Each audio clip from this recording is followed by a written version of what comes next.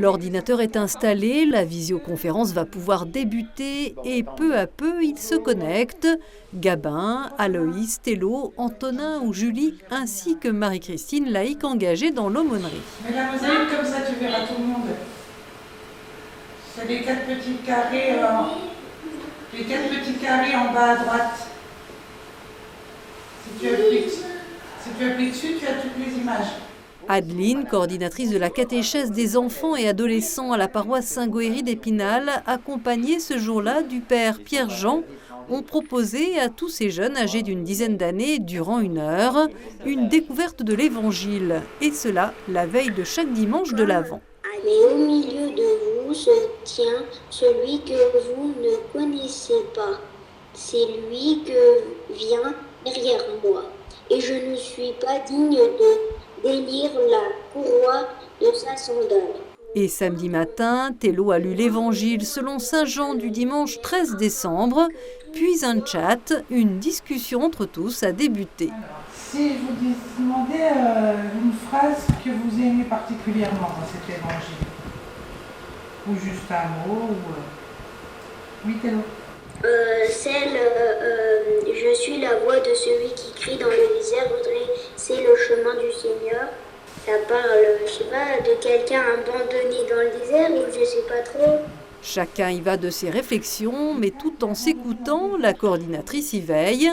Adeline souhaite avant tout favoriser l'échange. Il y a des vérités auxquelles on ne peut pas déroger, mais voilà, quand on lit la parole de Dieu ensemble, c'est chacun la reçoit à l'instant T et on fait ce dont il en a besoin pour grandir. Donc en général, j'ai pas d'idée préconçue et vaut mieux parce que les quelques fois où j'en ai eu, les enfants m'ont amené sur des chemins tellement différents. Par exemple, pour l'amour, quand on aime quelqu'un, on va partager son amour pour que tout le monde en profite et que tout le monde soit heureux. La présence du prêtre permet également d'enrichir ses connaissances. Dans cette période de l'Avent, les prophètes dont Jean-Baptiste ont une place importante. Dans l'Évangile, quand on parle de la lumière, on parle de qui ? De Jésus. Oui. Donc Jean, il nous dit, c'est pas moi la lumière, c'est pas moi le Messie que vous attendez, mais je le témoigne. Le prophète dans la Bible, c'est un porte-parole. Il prend la parole pour dire Dieu vient, Dieu va venir, Dieu ne vous lâche pas, Dieu ne vous abandonne pas. C'est ça le rôle du prophète, et donc particulièrement dans l'Avent, avec Isaïe et Jean-Baptiste. Moi, je trouve ce texte qu'on a lu avec eux d'une manière extraordinaire. Jean-Baptiste ne revendique rien pour lui. Il désigne, et d'ailleurs on le voit toujours désigner Jésus, il a la main tendue, et donc il nous indique que l'heure est là. Les temps nouveaux sont là, eh bien préparons-nous à les vivre. Les jeunes préfèrent les vraies rencontres, les parents aussi, mais Internet, c'est tout de même un plus pour continuer le caté à domicile.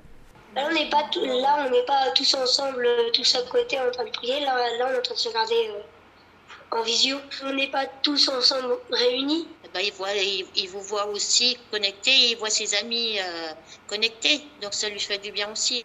Dans cette paroisse des Vosges, les jeunes ont été à l'origine de ces visioconférences. Et dans un premier temps, les enfants n'étaient pas concernés. C'est les enfants qui sont venus nous chercher. C'est ça qui est intéressant. C'est-à-dire que la première séance entre adultes, on s'est retrouvé avec 2 enfants. Et les pauvres étaient un peu perdus. Et du coup, on a tout de suite réagi avec Adeline pour mettre une adresse particulière pour les enfants. Et voilà. Donc c'est intéressant aussi. C'est-à-dire que c'est les enfants qui ont cherché. Et puis on les voit très à l'aise, beaucoup plus à l'aise que les adultes avec cette technologie. J'ai écouté la musique que tu nous avais fait écouter la dernière fois. Et ça t'a plu alors ? Ouais. Ah bah oui, c'était longtemps. Tiens. Et t'as vu sur YouTube, tu peux en aller voir quantité. Hein. Autant au premier confinement, on a été complètement... moi j'ai été complètement déboussolée et j'étais pas préparée du tout. Donc le lien avait été un peu effiloché. Et avec la joie des enfants et des jeunes à se retrouver fin juin et à la rentrée, on sentait une telle envie de venir aux rencontres de catéchèse ou de monnerie que là, on s'est dit on ne peut pas recouper ce lien comme ça. Et les jeunes sont demandeurs aussi. Donc, mais en même temps, faire une catéchèse classique quand on se retrouve, c'est très compliqué. En tout cas, moi, je ne me sens pas capable de le faire par visio, pour que justement ça ne devienne pas un enseignement, mais que ça reste de la catéchèse. Donc la catéchèse, on va attendre de se retrouver en physique. Mais il nous reste la parole de Dieu, et donc on partage autour de la parole de Dieu avec les plus jeunes. On fait aussi des visios avec les lycéens, où là c'est plus un échange sur un texte qui peut les toucher ou une question qu'ils peuvent se poser. C'est plus simple avec les plus grands.